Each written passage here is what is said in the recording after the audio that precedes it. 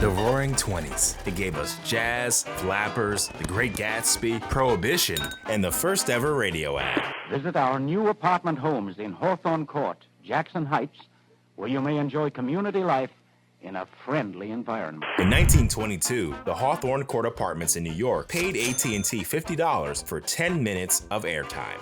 That ingenious move would be the start of a $29 billion industry. Tune in to hear the full story of how audio became music to marketers' ears.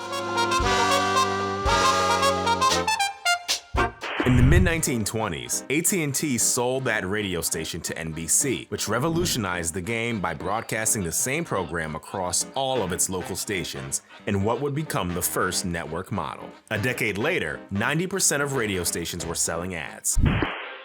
The 40s brought the golden age of radio as dramas, comedy, and live sports filled the airwaves. All of it was funded by advertising. Even soap operas. Yep, the name is not just a nickname. The first ever soap opera, The Guiding Light, was created by Procter & Gamble to sell, you guessed it, soap. But radio's reign wouldn't last forever. It faced a formidable challenger in television.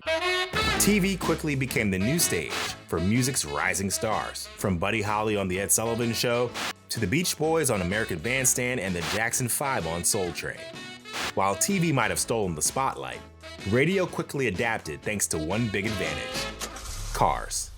As the suburbs grew and the rise of the freeway system stretched daily commutes, drivers turned to the radio for entertainment and news. Thus, drive time radio was born.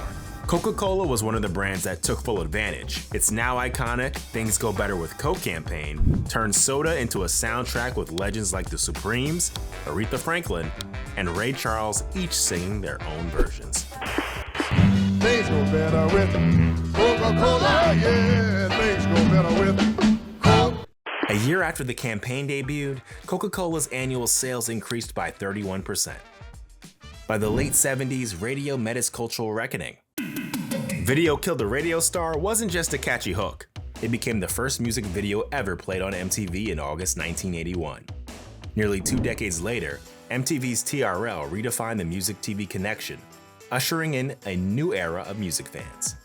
But even MTV couldn't hold the spotlight forever, because the internet was coming. The first disruptor was Napster, the peer-to-peer file sharing service launched in 1999. It turned the entire music industry on its head overnight. Suddenly, millions of songs were free and instantly accessible, with a modem and a download bar. It may have been illegal, but the genie was out of the bottle. While the music industry filed lawsuits, users built libraries. The message was clear. The future was digital. Out of the Napster chaos came opportunity. The tech world got busy building the next model.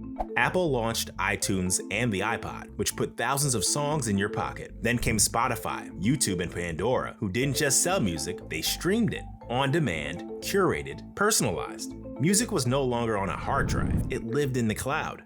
Marketers saw the shift and moved fast. Streaming didn't just change how we listened, it changed how brands could talk to us. All they needed was your email and a peek at your playlist. They could notify you when your favorite artist dropped a new single, announced a tour, or teased an album. Music platforms became marketing engines. Smart brands used data to be timely, personal, and relevant. They turned fan insights into fan engagement. But this digital takeover didn't just reshape music forever.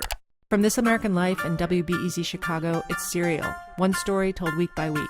Suddenly, podcasts became a part of culture, giving listeners a new platform to listen to what they wanted, whenever they wanted. Serial was a smash hit. The true crime series proved the power of serialized radio drama could still mesmerize listeners, 70 years after the first soap opera. Even President Obama appeared on the Bill Simmons podcast to talk sports and The Wire for an hour. Best wire character of all time. It's got to be Omar, right? That's because one of podcasting's superpowers is intimacy. It's an up-close and personal experience, which is especially powerful for advertising. Podcast hosts' read ads don't even feel like commercials, they feel authentic. When your favorite podcaster tells you to buy a mattress, it feels like advice, not a sales pitch. In 2019, global podcast ad revenue topped $1 billion for the first time. By 2025, that number is projected to hit $5.2 billion. And nowhere is podcasting's influence more obvious than in politics. What I want to get to is what was the experience once you got inside? So I had Survival and Run the Nation. Donald Trump's appearances on podcasts during the 2024 election broke through to new audiences and paved his way to the White House, a defining moment in what some now call the podcast election. And it's not just audio anymore. Video podcasts have exploded in popularity. On the ad side, innovation has followed. Spotify introduced video ads and launched generative AI tools to create scripts and voiceovers in minutes, knocking down the barriers to entry that have hampered marketers. These audio giants are bringing more mature tech to their ad buying too, with Spotify and iHeartMedia introducing auction-style programmatic bidding in the past year. Audio is leading the way.